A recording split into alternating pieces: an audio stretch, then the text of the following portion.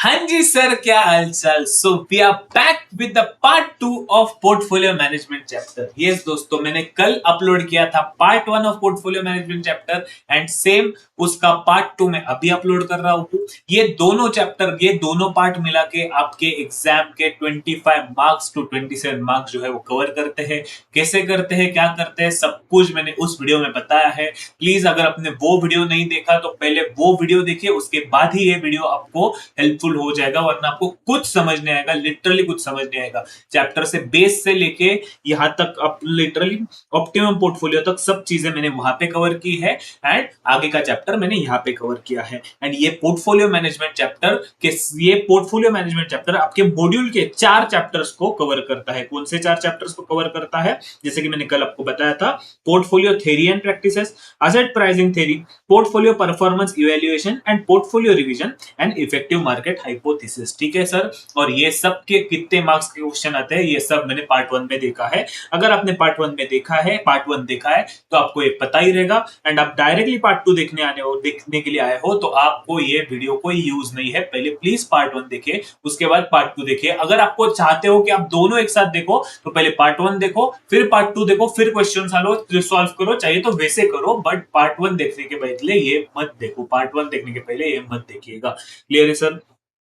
सो कल तक हमने कहां तक खत्म किया था? ऑप्टिमम पोर्टफोलियो तक हमने खत्म किया था। अब हम स्टार्ट कर रहे हैं कैपिटल मार्केट थ्योरी के अंदर। कैपिटल मार्केट थ्योरी मतलब ये आपको याद है क्या? हमने सीएपीएम का फॉर्मूला पढ़ा था, इसमें पढ़ा था सिक्योरिटी वैल्यूएशन, अपना इक्विटी बॉन्ड वैल्यूएशन वाले चैप्टर में हमने सीएपीएम का फॉर्मूला पढ़ा था। सो वहां पे हमने क्या देखा था कि वहां पे सेम फॉर्मूला यूज किया था। कौन सा फॉर्मूला यूज किया था? हम लोग सिर्फ एक बार उसका फॉर्मूला लिख लेते हैं, फिर ये कंसेप्ट समझते हैं। R F plus beta into R M minus R F. Clear है सर? अब मैं ये चैप्टर पढ़ने को स्टार्ट कर रहा हूं। ठीक है, सो कैपिटल मार्केट थ्योरी क्या बोलता है? ये सेम चीज बोलता है, invest in more than one security in portfolio to reduce the beta. ठीक है, अभी तक हम किसके बारे में बात कर रहे थे? अभी तक हम स्टैंडर्ड डेविएशन या फिर वेरिएंस के बारे में बात कर रहे थे, रिस्क के बारे में बात कर रहे थे। अब हम बीटा के अकॉर्डिंग कैलकुलेशन करेंगे। जब भी क्वेश्चन बीटा के अकॉर्डिंग पूछा रहेगा तो हम कौन से थ्योरी यूज करेंगे? हम कैपिटल मार्केट थ्योरी यूज करेंगे। So calculation will be based according to the beta. So ये बीटा के अकॉर्डिंग हम कैलकुलेशन करने वाले हैं। ठीक है, सो जब भी, एक याद रखना, जब भी आपको शार्प दिखे आप लोग तो इस चैप्टर में यूज करोगे बीटा। ये आपको याद रखना है, जब भी शार्प का क्वेश्चन रहेगा तो आपको बीटा का यूज लेना पड़ेगा। ऑब्वियसली आप इतना रट्टा नहीं मारोगे तो भी क्वेश्चन के इंफॉर्मेशन ही ऐसी रहेगी, आपको वो बीटा के थ्रू आप सॉल्व करोगे। कंसेप्चुअली एक बार समझ गए ना तो भी कोई प्रॉब्लम है नहीं। क्लियर है सर? ठीक है, मैं एडिट कर रहा हूँ, ये वाला रख रहा हूँ, सीएपीएम वाला। ठीक है, सो क्या करना है? हमको सेम कंसेप्ट यूज करनी है। हमको क्या करना है? Invest in more than one stock, but इसके लिए हमको बीटा रिड्यूस करने के लिए। ठीक है, so note, if beta is positive same direction, market beta is 1 and beta RF is 0। ये मैंने कल आपको एक्सप्लेन भी किया था, सेम चीज मैंने यहाँ पे लिखी है, क्योंकि वापस से अगर कोई नीचे तक आते आते भूल गया तो वो वापस से एक बार पढ़ लेगा, कोई एक्स्ट्रा कुछ नहीं होगा, और यहां से आपको एमसीक्यू भी आ सकता है। क्लियर? सो सीएपीएम इक्वेशन क्या था? RF plus risk premium. मतलब क्या? रिस्क प्रीमियम मतलब ये, मतलब मेरा जो मार्केट रिस्क प्रीमियम है वो, और मेरे जो स्टॉक में इंडिविजुअल रिस्क है, तो मुझे स्टॉक में एक्स्ट्रा रिटर्न कितना चाहिए, प्लस आरएफ, आरएफ के ऊपर मुझे स्टॉक में, पर्टिकुलर स्टॉक में कितना रिटर्न चाहिए। ये आपको सीएपीएम कैलकुलेशन में समझ गया था। हम सेम चीज यहाँ पे कर रहे हैं। एक्सपेक्टेड रिटर्न क्या है? RF plus beta into RM minus RF. And risk return on portfolio कैसे कैलकुलेट करेंगे वो भी हमने कल देखा था, कि change in price plus dividend divided by opening price into 100। ये सब चीजें मैंने कल आपको एक्सप्लेन की है, इसलिए मैं लास्ट टाइम आप भी ये वीडियो में बोल रहा हूं कि अगर आपने कल का वीडियो नहीं देखा तो पहले वो देखिएगा, उसके बाद ही ये वीडियो आपको समझने वाला है। क्लियर है सर?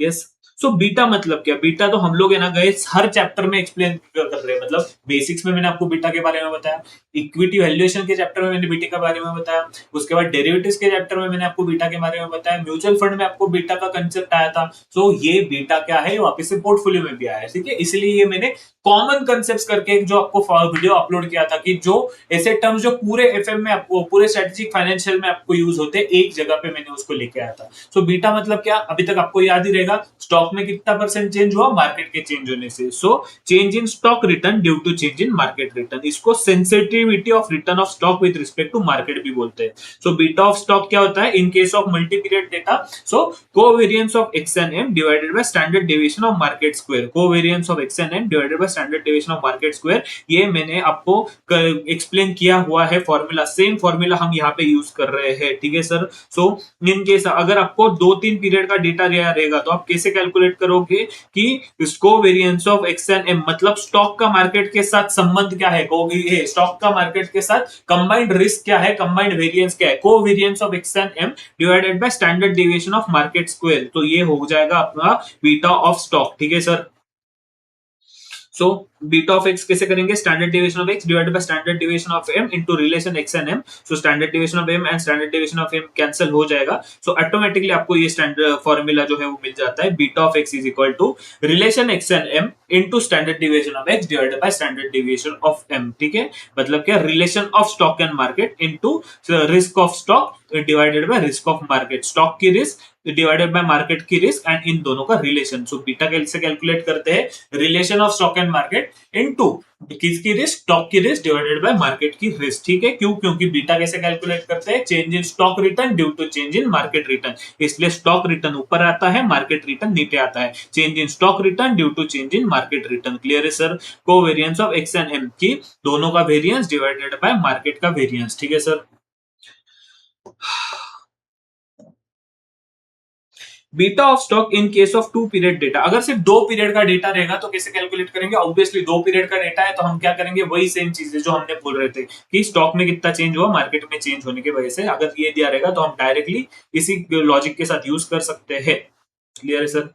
ये मैं आपको वापस से बोल रहा हूँ, ये फॉर्मूला यूज होगा 1% ऑफ द टाइम, ये होता है 99% ऑफ द टाइम। तो बीटा क्या है, covariance of X and M divided by standard deviation of market square. ये फॉर्मूला हम लोगों ने सिक्योरिटी वैल्यूएशन में भी यूज किया, म्यूचुअल फंड में भी यूज किया और डेरिवेटिव्स में भी 1-2 क्वेश्चन में आपने ये फॉर्मूला देखा हुआ था, ठीक है। कंसेप्ट बुक में भी मैंने आपको ये लिखवा के दिया है, सिक्योरिटी वैल्यूएशन में मैंने आपको इसका एक्सप्लेनेशन भी बहुत अच्छे से दिया था, सेम चीज मैंने यहाँ पे भी की हुई है, लास्ट वीडियो में भी मैंने इसके बारे में आपको बताया था, ठीक है।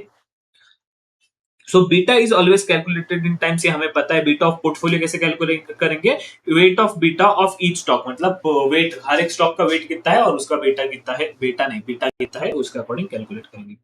असेट बीटा, असेट बीटा मतलब क्या, उसे हम बोलते हैं लीवर्ड बीटा और अनगियर्ड बीटा, बिजनेस रिस्क और ओवरऑल रिस्क, जो कंपनी की टोटल रिस्क क्या होती है उसे हम कैलकुलेट करते हैं असेट बीटा के नाम से, जो कंपनी की टोटल कंपनी की रिस्क जो है उसे हम कैलकुलेट करते हैं असेट बीटा के नाम से, ठीक है। So calculated using weighted average beta, weighted average of equity beta and weighted average of debt beta, मतलब क्या कि ऑब्वियसली कंपनी में किस किस लोगों का पैसा लगा है, कंपनी में लगा है इक्विटी शेयर होल्डर्स का पैसा और लॉन्ग टर्म डेट का पैसा। सो इसका बीटा और इसका बीटा, इन दोनों का एवरेज करके हम ओवरऑल कंपनी का बीटा मिलता है। अगर आपको ओवरऑल बीटा बोला है इसका मतलब भी असेट बीटा कैलकुलेट करना है, पूरे कंपनी का बीटा कैलकुलेट करना है। सो इसको कैसे कैलकुलेट करेंगे, obviously beta of equity into weight of equity plus beta of debt into weight of debt, ठीक है।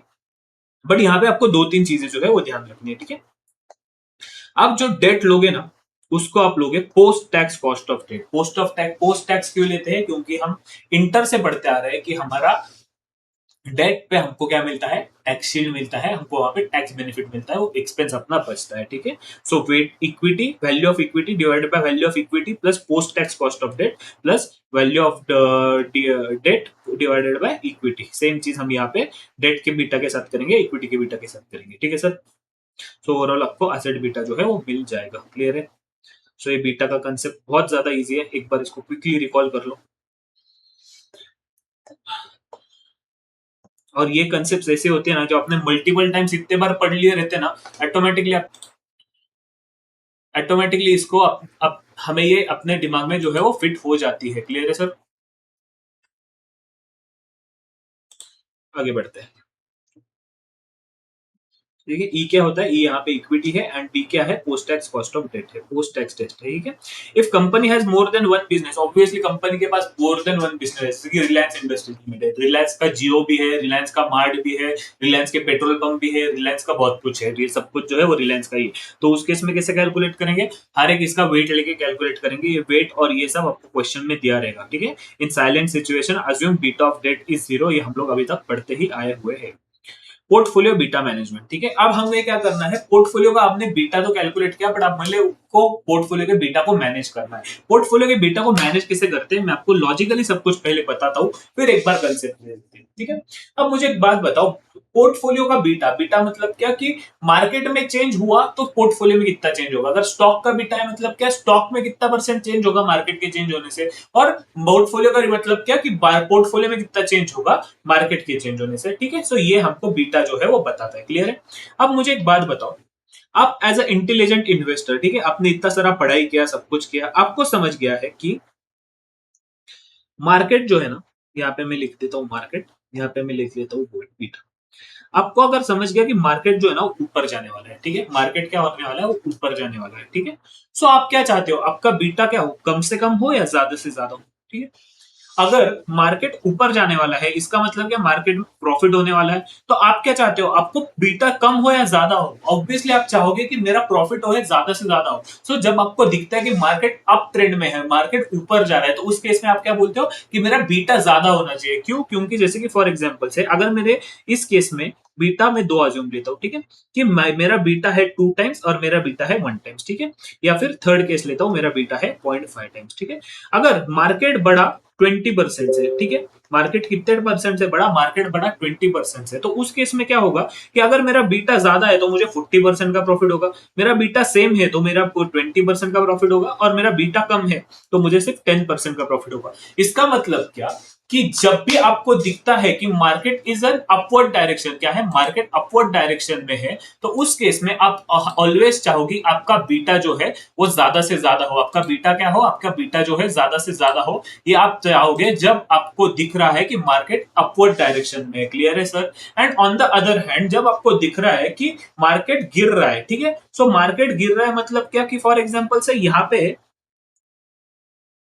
रबर कर गया, मुझे -20% रिटर्न मिलने वाला है ऐसा दिख रहा है मुझे। ठीक है। मार्केट गिरने वाला है और मार्केट निगेटिव रिटर्न देने वाला है, -20% रिटर्न देने वाला है। तो उस केस में आप क्या चाहोगे कि मेरा बीटा ज्यादा से ज्यादा हो या बीटा कम से कम हो। ठीक है। ऑब्वियसली उस केस में हम क्या चाहेंगे, उस केस में हम चाहेंगे कि हमारा बीटा जो है वो कम से कम हो, क्योंकि अगर देखो इस केस में मेरा बीटा 0.5 रहता ना तो मुझे सिर्फ -10% का लॉस होता। इस केस में मेरा 1 होता तो मेरा लॉस होता -20% का, और इस केस में मुझे 40% का लॉस हो जाता। इसीलिए हम हमेशा क्या करते हैं, हम हमेशा देखते हैं मार्केट की डायरेक्शन क्या है, मार्केट की डायरेक्शन क्या है। सो मार्केट की डायरेक्शन जैसी रहेगी, अकॉर्डिंगली हम हमारे बीटा को जो है वो मैनेज करते हैं, अकॉर्डिंगली हम हमारे बीटा को जो है वो एडजस्ट करते हैं। क्लियर है सर। सो ये बेसिक कंसेप्ट अगर आपकी याद रहेगी, आपको क्लियर रहेगी ना, तो आप लॉजिकली हर एक क्वेश्चन सॉल्व कर पाओगे without any query. Yes sir. देख लो इसको, पोर्टफोलियो बीटा मैनेजमेंट। यस। सो आपको बेसिक बीटा मैनेजमेंट के जगह लॉजिक पता चल गया। ठीक है। सो बीटा मैनेजमेंट क्या है, it is a process of increasing और decreasing beta as per the market expectation. Obviously ये हमने पढ़ लिया। Reduce beta if market is expected to fall to protect portfolio, and increase if market is expected to rise to earn a good portfolio return. Clear है sir. ये सब कुछ मैंने आपको वो एग्जांपल के थ्रू समझा दिया। ठीक है। टेक्निक्स ऑफ बीटा मैनेजमेंट, और बीटा मैनेज करने की टेक्निक्स क्या होती है। ठीक है। सबसे पहले आता है risk free securities, invest and borrow. इसका मतलब क्या है कि अपने पास है ना एक पोर्टफोलियो है, एक क्या है, अपने पास पोर्टफोलियो है जिसमें अपने पास शेयर ए है, शेयर बी है, शेयर सी है, शेयर डी है। ठीक है। अब हमें क्या करना है, ये पूरे पोर्टफोलियो का मेरा बीटा आया है 2। ठीक है। इसका कुछ बीटा रहेगा 1, इसका 1.5, इसका 3, इसका कुछ कुछ करके सबका वेट करके मुझे वेटेड एवरेज बीटा आया 2। ठीक है। अब मुझे क्या करना है, मुझे ना पोर्टफोलियो का बीटा कम करना है। कैसे करना है, मुझे ये कोई भी शेयर्स जो है वो बेचने नहीं है।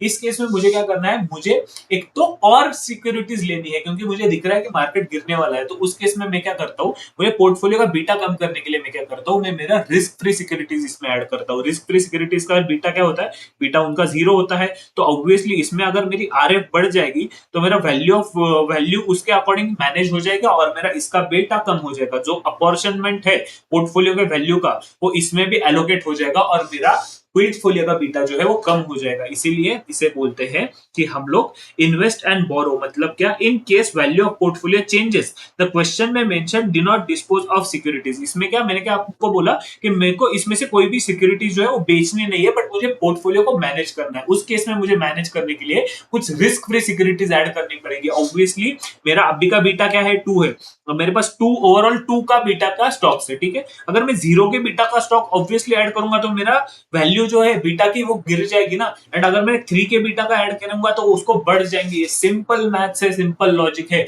अगर मेरे पास कोई चीज है, उससे मैं ज्यादा चीज लूंगा तो वो बढ़ जाएगी, उससे कम चीज लूंगा तो वो घट जाएगी। ऑन एन एवरेज, एक एवरेज जो है वो एवरेज उस डायरेक्शन में बढ़ेगा जिस डायरेक्शन का मैंने चीज ली है। अगर मेरे पास 2 का बीटा है, मैंने 3 वाली चीज ऐड कर ली, तो मेरा बीटा वेटेड एवरेज जो है वो बढ़ जाएगा, और मैंने कम वाली ली तो मेरा वेटेड एवरेज बीटा जो है वो कम हो जाएगा। ये सिर्फ बीटा के लिए वैलिड नहीं है, हर एक केस में जब मैं वेटेड एवरेज लूंगा तो वो अकॉर्डिंगली सेम रूल फॉलो करेगा। क्लियर है सर?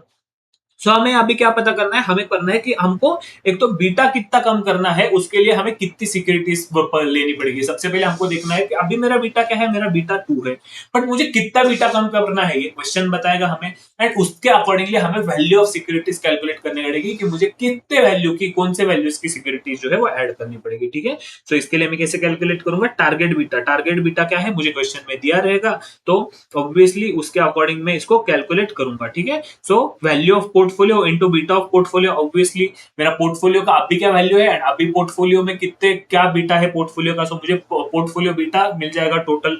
फिर वैल्यू ऑफ एक्स, एक्स मतलब क्या, मुझे कितने अमाउंट की रिस्क फ्री सिक्योरिटीज लेनी है, and beta of R F, ये हम अज्यूम करते हैं 0 रहेगा, and divided by value of portfolio plus x, मतलब क्या कि मुझे टोटल पोर्टफोलियो की वैल्यू जो है वो बढ़ जाएगी। मैं पहले आपको इसको एक एग्जांपल के थ्रू जो है वो बताता हूँ। क्लियर है सर?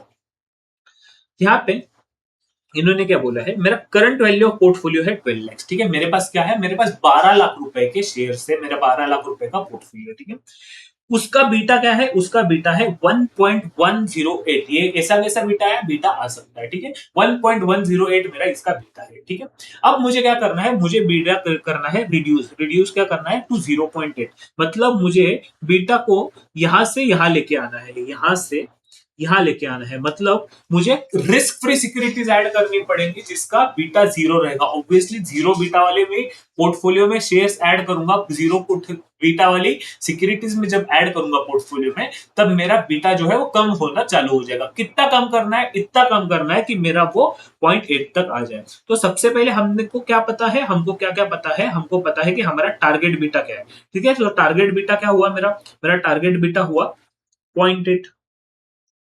ठीक है, हो गया सिंपल।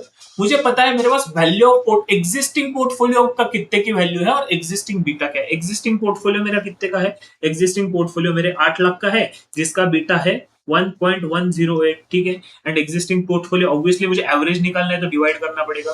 अब मुझे पता करना है मुझे कितने वैल्यू की रिस्क फ्री सिक्योरिटीज लेनी है। अब मुझे वैल्यू पता है नहीं, तो इसलिए मैं यहाँ पे इसको एक्स नोट कर दूंगा, और उसका बीटा ऑब्वियसली ये वाला स्टेप है ना, हमको लिखना पड़ता है। बट यहाँ पे अगर आप कुछ नहीं लिखोगे तो भी इसका वैल्यू 0 आएगा। क्यों? क्योंकि x into 0 is equal to 0।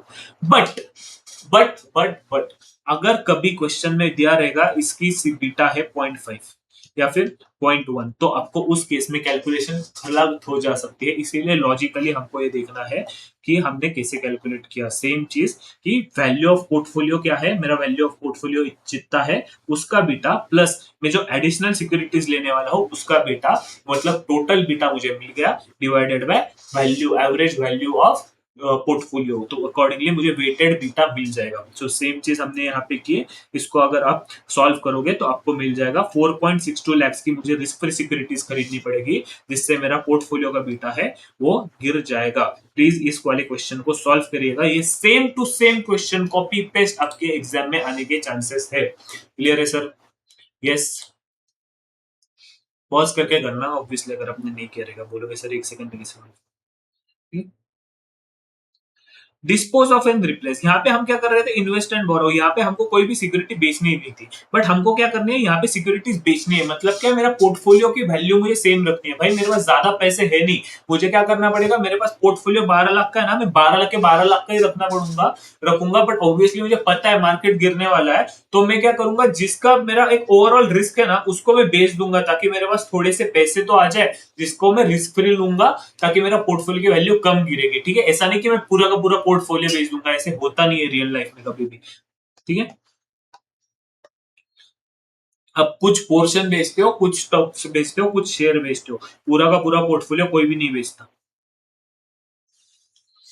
So dispose of and replace, same चीज ऊपर जो हमने पढ़ी उसी के लॉजिक नीचे लगाओ और कैलकुलेट करते हो। इन case value of portfolio will be same, in this case value of portfolio same, क्योंकि जितने का अमाउंट बेचोगे उतने के अमाउंट की रिस्क फ्री सिक्योरिटी लेगी, तो इसका मतलब ये नीचे की वैल्यू जो है वो अनचेंज रहेगी।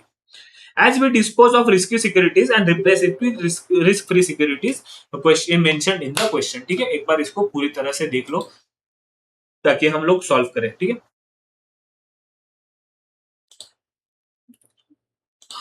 ठीक है। सो हमको यहाँ पे क्या करना है, रिस्क फ्री सिक्योरिटीज को एक्वायर करना है एंड डिस्पोज करना है रिस्क की सिक्योरिटीज को। रिस्क की सिक्योरिटीज को सेल करेंगे और रिस्क फ्री वाले को ऐड करेंगे।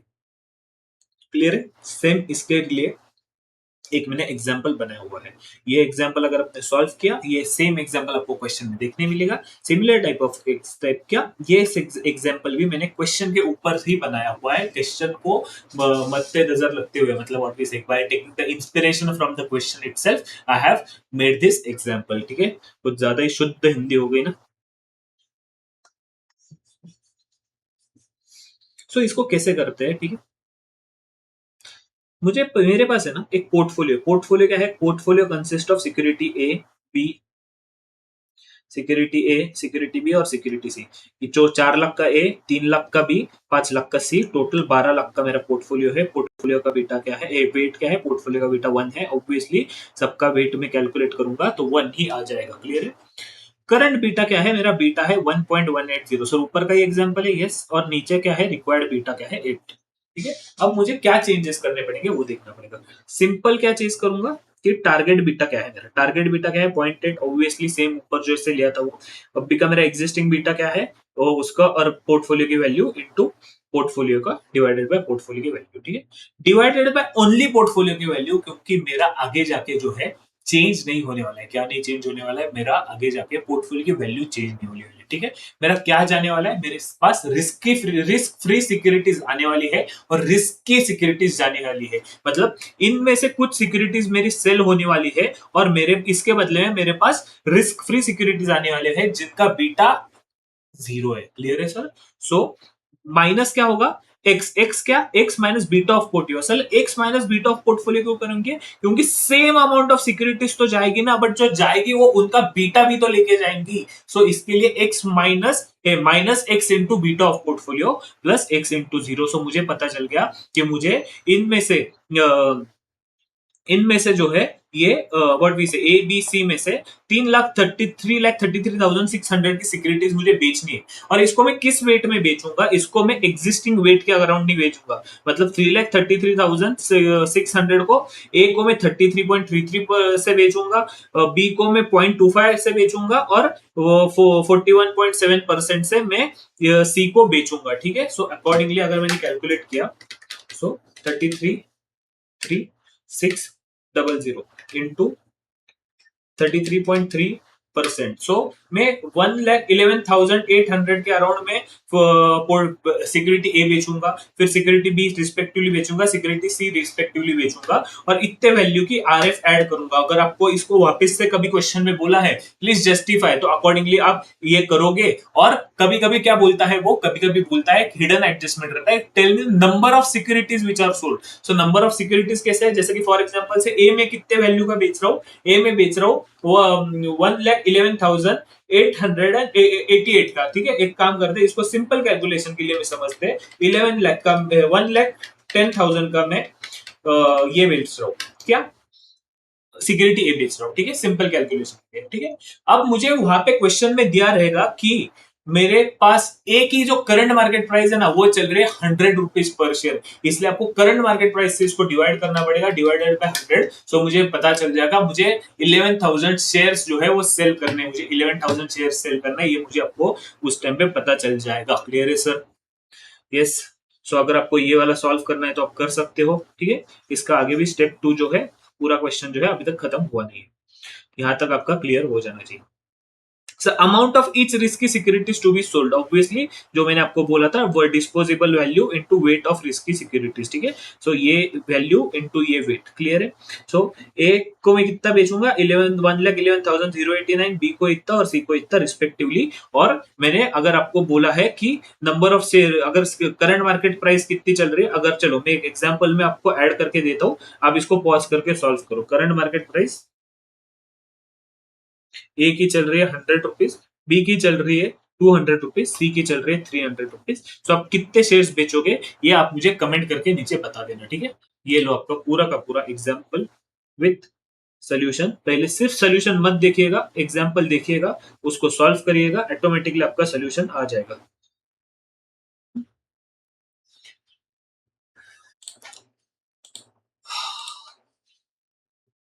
होप्स तो आपने सॉल्व किया रहेगा। तो सेम चीज ये करते हैं कॉन्ट्रैक्ट, फ्यूचर कॉन्ट्रैक्ट के साथ, जो हमने डेरिवेटिव्स के अंदर पढ़ लिया है एग्जिस्टिंगली, ठीक है। हेजिंग जो हेजिंग कंसेप्ट जो आती है डेरिवेटिव्स में, उसके रिलेटेड एक क्वेश्चन। शार्प इंडेक्स मॉडल या फिर सिंगल इंडेक्स मॉडल, इसका मतलब क्या है कि एज पर Sharpe there is no correlation between specific stock. देखो जैसे कि अपने मॉडर्न पोर्टफोलियो थ्योरी में क्या अज्यूम किया था कि दोनों में रिलेशन है, उसके अकॉर्डिंग कैलकुलेशन किया था। अब ये शार्प थ्योरी है ना, ये बोलता है कि दो स्टॉक में कोई रिलेशन नहीं है, इनका रिलेशन सिर्फ मार्केट के साथ है, दूसरे का रिलेशन मार्केट के साथ है। सो मार्केट के साथ रिलेशन है, वैसे आप कैसे कैलकुलेट करोगे? देखो जैसे मैंने ऊपर रिलेशन के बारे में बताया था कि वो कैलकुलेट करके दिखाया था आपको, ये stock formula relation of X and M into relation of X and Y, ठीक है। Relation of X and M into relation of X and Y is equal to relation of X and Y. So ये क्या बोल रहा है, सिर्फ इसका और मार्केट का रिलेशन है, इसका और मार्केट का रिलेशन है, तो आगे आप कैसे कैलकुलेट करोगे? सो ये सेम चीज आपको ये वाले थ्योरी में पढ़ने को मिलने वाली है। क्लियर है?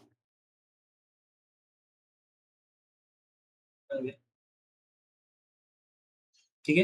Hence covariance is calculated as under beta of X, मतलब एक्स का बीटा, देखो शार्प है तो वो क्या बोला था मैंने, शार्प है तो वो बीटा का यूज करेगा, beta of X into beta of Y into variance of market. क्या होगा, क्या इन शार्प इंडेक्स मॉडल में only variance is equal to total risk is equal to systematic plus unsystematic risk. इसका मीनिंग क्या है वो मैं आपको अभी बताता हूँ, ठीक है। सबसे पहले covariance of X and Y मतलब क्या, beta of X beta of Y. हम लोग क्या करेंगे, इंडिविजुअल बीटा लेंगे। बीटा मतलब क्या, रिस्क ही होता है, बीटा मतलब डिनोट रिस्क ही डिनोट करता है, मैंने आपको पहले से बता दिया है, ठीक है। इनटू वेरिएंस ऑफ मार्केट, क्यों, क्योंकि यहाँ पे डायरेक्टली कोई रिलेशन है नहीं, किसके साथ, अपने इंडिविजुअल स्टॉक के साथ, इसलिए हमको यहाँ पे यूज करना पड़ता है variance of market. Variance of market मतलब standard deviation of market square. Clear है सर?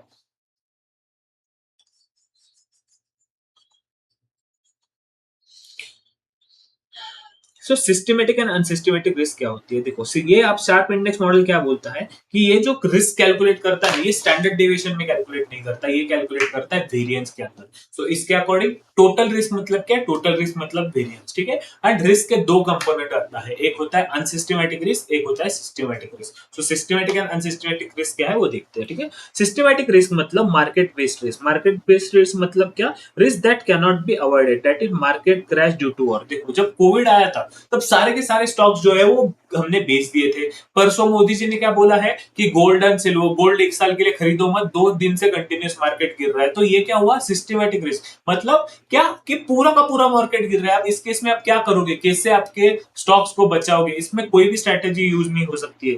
तो risk that can not be avoided, इसमें कोई भी स्ट्रेटेजी यूज नहीं हो सकती है। Systematic risk can be measured with beta. आपने बोला ना कि बीटा के अकॉर्डिंग हम कैलकुलेट करते हैं स्टॉक के चेंज होने की वजह से, स्टॉक में कितना चेंज हुआ मार्केट में चेंज होने की वजह से। क्लियर है सर? सो सिस्टमेटिक रिस्क क्या है, beta square into variance of market, beta of x square into standard deviation of market square. Systematic risk सब वेरिएंस में कैलकुलेट होगा और वेरिएंस एज स्क्वायर में आता है, ऑब्वियसली परसेंटेज स्क्वायर में होता है, इसलिए हम सब चीज को स्क्वायर में कैलकुलेट करते हैं। So systematic risk is equal to beta square into standard deviation of market square. Systematic risk कैसे कैलकुलेट करते हैं, बीटा स्क्वायर मतलब risk square into variance of market, standard deviation of market square, variance of market. Clear है sir? And unsystematic risk क्या हो जाएगी, obviously अगर ये मार्केट बेस्ड रिस्क है तो ये कौन सी हो जाएगी, ये हो जाएगी स्टॉक स्पेसिफिक रिस्क। जैसे कि फॉर एग्जांपल रिलायंस के किसी एक कंपनी में आग लग गई, सर आप हमेशा रिलायंस को ही आग लगाते हो, मुकेश अंबानी को मारते हो, बट क्या करें, अब आपको पढ़ाना है तो करना पड़ता है। ठीक है, it is a stock specific risk that can be avoided by diversification. Diversification मतलब क्या कि मैंने एक पैसे टाटा में डाले, कुछ पैसे रिलायंस में डाले, सो अगर रिलायंस में आग लग गई, टाटा के पैसे तो बच गए, सो ये हो गया can be avoided by diversification. But same चीज अगर मैंने यहाँ की रहती तो नहीं, क्योंकि टाटा भी गिरेगा, रिलायंस भी गिरेगा, भले ये 10% से गिरेगा, ये 20% से गिरेगा, बट गिरेगा तो सही ना। Yes, cannot be measured reliably, obviously, क्योंकि वो हम इसको रिस्क को कैसे मेजर करेंगे, आग कब लगने वाली है हम कैसे मेजर कर सकते हैं। ठीक है, कंपनी का लाइसेंस कैंसिल हुआ, ठीक है, कंपनी का लाइसेंस कैंसिल हुआ, हम कैसे क्या मेजर कर सकते हैं। ठीक है, unsystematic risk of stock will be given in question if not given in question. मतलब क्या, ये क्वेश्चन में अनसिस्टमेटिक रिस्क तो देगा ही, क्योंकि इसको कैलकुलेट करने का कोई तरीका है नहीं। बट अगर नहीं दिया रहेगा तो आप कैसे कैलकुलेट कर सकते हैं, ऑब्वियसली टोटल रिस्क मतलब क्या, टोटल रिस्क मतलब systematic risk plus unsystematic risk. ठीक है, ऑब्वियसली अगर मेरे को अनसिस्टमेटिक रिस्क का निकालनी है तो टोटल रिस्क में से मुझे सिस्टमेटिक रिस्क माइनस करनी पड़ेगी, मुझे मिल जाएगी अनसिस्टमेटिक रिस्क। सेम चीज, unsystematic risk is equal to total risk minus systematic risk. Total risk मतलब variance of stock minus systematic risk of stock. Clear है sir? Yes, so total risk is equal to systematic plus unsystematic risk is equal to standard deviation square is equal to variance। Clear है? Quickly इसको देख लो, यहां से 100% आपके इस attempt में question आता ही आता है, इस बार भी आएगा ही आएगा। सिस्टमेटिक एंड अनसिस्टमेटिक रिस्क, इतना सा पेज है, यहां से देख लो। ठीक है, यहां से आपको क्वेश्चन एक्सपेक्टेड है एग्जाम में। Pause pause pause pause, we are back. Risk of portfolio, risk of portfolio में कैसे कैलकुलेट करेंगे, systematic risk of portfolio, obviously beta square into standard deviation of market square. Systematic risk निकालने का एक ही तरीका है, बीटा स्क्वायर। क्यों? क्योंकि हम लोग शार्प ऑप्टिमाइजेशन में कभी भी बीटा ही यूज करते हैं, कभी भी बीटा ही यूज करते हैं, कोई भी केस में बीटा ही यूज करते हैं, एंड वेरिएंस का यूज करते हैं, बीटा और वेरिएंस का यूज करते हैं। सो और इन दोनों स्टॉक के बीच में कोई रिलेशन है नहीं, so beta square into standard deviation of market square. क्यों? क्योंकि इंटर रिलेशन कोई होता है नहीं। ठीक है, अनसिस्टमेटिक रिस्क कैसे कैलकुलेट करेंगे sir, total risk minus systematic risk नहीं, यहाँ पे अनसिस्टमेटिक रिस्क का स्टॉक का तो निकाल सकते हैं अपन ऐसे करके, टोटल नहीं निकाल सकते। सो सबका स्टॉक का अनसिस्टमेटिक रिस्क और उसका वेट क्या है, so weighted average unsystematic risk of each stock, इसके अकॉर्डिंग कैलकुलेट करते हैं। Weight of A square into standard into unsystematic risk of A plus weight of B square into standard unsystematic risk of B, इस तरीके से हम इसको calculate करते हैं। क्लियर है सर? ऊपर का अगर क्लियर रहेगा ना, इसको 2 मिनट लगते हैं समझने के लिए, सिर्फ इसको अनसिस्टमेटिक रिस्क वाले पार्ट को आपको ध्यान रखना है। ठीक है, coefficient of determination, coefficient of determination मतलब क्या, relation of X and M square. क्या है ये relation of X and M, मतलब क्या, standard deviation systematic risk divided by total risk. इसका मतलब क्या है, systematic risk divided by total risk. So coefficient of determination क्या बताता है, it is a correlation between security and market square, security and market square, systematic risk divided by total risk. ठीक है, so coefficient of determination is 0.8 means systematic risk is 80% of total risk। मतलब अपनी systematic risk कितनी percent है total risk से, मतलब अपनी कितनी परसेंट ऐसी रिस्क है, सिस्टमेटिक रिस्क है जो अपन अवॉइड ही नहीं कर सकते। अपन ने हाथ में कितनी परसेंट ऐसी रिस्क है, टोटल रिस्क में से ऐसी कितनी रिस्क है जो अपन अवॉइड ही नहीं कर सकते, टोटल में से 80% ऐसी रिस्क है जो हम अवॉइड ही नहीं कर सकते, उसको बोलते हैं coefficient of determination. So coefficient of determination is systematic risk is how much of total risk. हमारी टोटल रिस्क कितनी है कि जो हम अवॉइड ही नहीं कर सकते, उसको हम बोलते हैं कोएफिशिएंट ऑफ डिटर्मिनेशन। क्लियर है sir? Yes.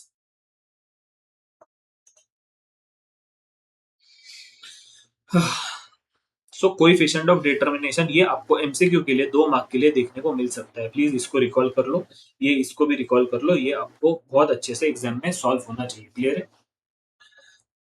Security market line. Security market line represent a line on graph that shows required rate of return of a security calculated under CAPM. जो CAPM यूज करके हम calculate करते हैं, CAPM calculate करके कैसे करते हैं? RF plus beta into RM minus RF। सो यहाँ पे अगर आपको जब बोले कि सिक्योरिटी मार्केट लाइन आपको डिराइव करनी है, तो उस केस में आपको क्या करना है? CAPM के फॉर्मूला में कुछ चीजें ब्लैंक रखनी है। कौन सी चीजें ब्लैंक रखनी है?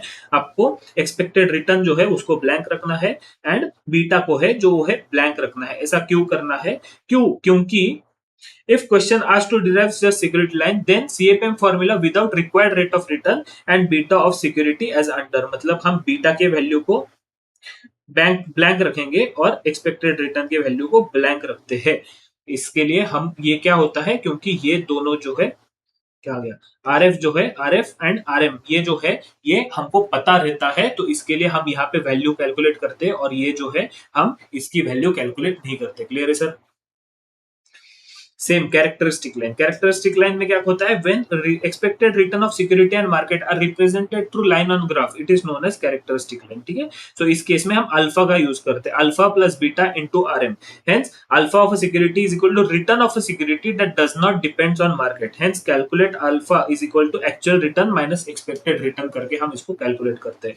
कैसे? Actual return is given in a question, expected return is as per CAPM. If question tells to calculate characteristic line, keep the value of RM blank in characteristic formula. Clear है sir?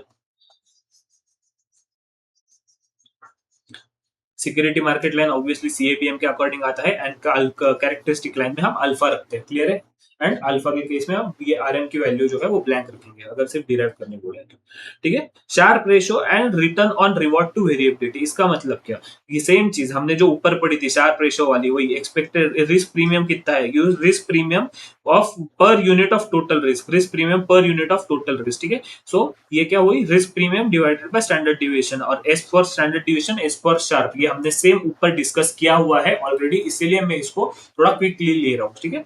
इसके साथ साथ एक और चीज आती है trainer ratio. Trainer ratio मतलब क्या? ट्रेनर रेशियो मतलब रिटर्न टू वोलेटिलिटी। आप मुझे बताओ कि हम वोलेटिलिटी किससे कैलकुलेट करते हैं? वोलेटिलिटी, सेंसिटिविटी, यस, हम ये कैलकुलेट करते हैं बीटा के थ्रू। सो हमको पर यूनिट ऑफ बीटा कैलकुलेट करना है, use to calculate risk premium using systematic risk. तो यहाँ पे expected return minus RF, systematic risk is denoted by beta, so divided by beta. ठीक है?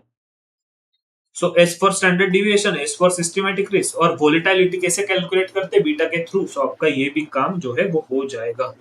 ठीक है? कर लो इसको एक रिकॉल क्विकली। कहाँ से कर सकते हैं आप? यहाँ पे कैरेक्टरिस्टिक लाइन से इसको कर लो। ठीक है? यहाँ से ये पूरा पेज कर लो, सिक्योरिटी मार्केट लाइन। ठीक है? डन है?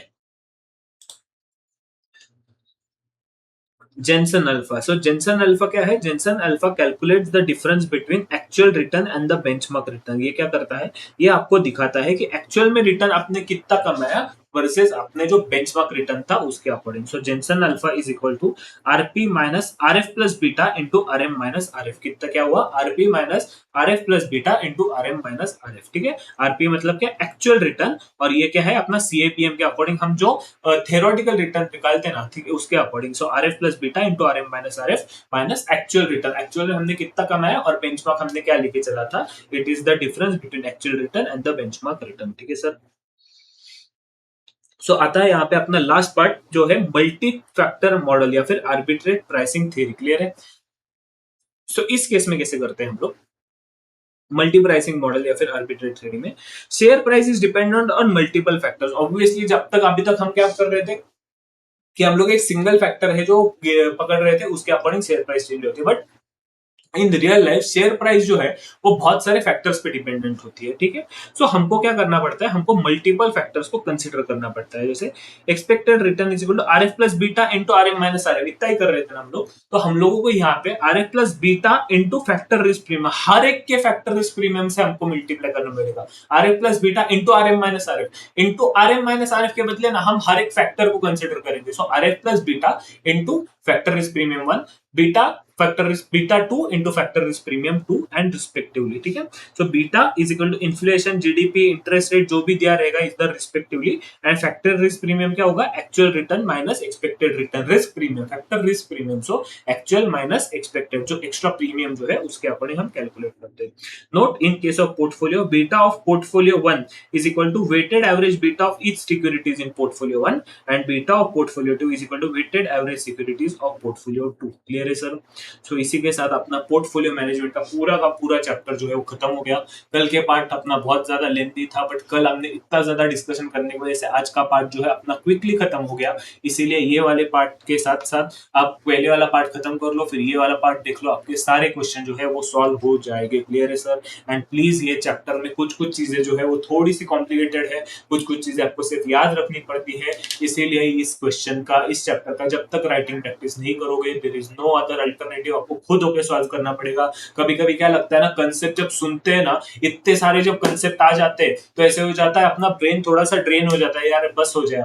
बट क्या होता है ना, जब आप इसको फिर भी कपड़ा पास कर लेते हो, फिर भी सुन लेते हो ना, तो क्या होता है जब आप क्वेश्चन सॉल्व करोगे ना, ऑटोमेटिकली आपका हाथ चलेगा। प्लीज क्वेश्चन सॉल्व करो। क्वेश्चन सॉल्व करने के बाद ही एक्चुअल में आपको समझेगा कि ये सेशन कितना ज्यादा इफेक्टिव है। मैं आपको गारंटी दे रहा हूं कि ये क्वेश्चंस आप सारे के सारे सॉल्व कर पाओगे। प्लीज क्वेश्चन सॉल्विंग को स्टार्ट कर लो, ठीक है।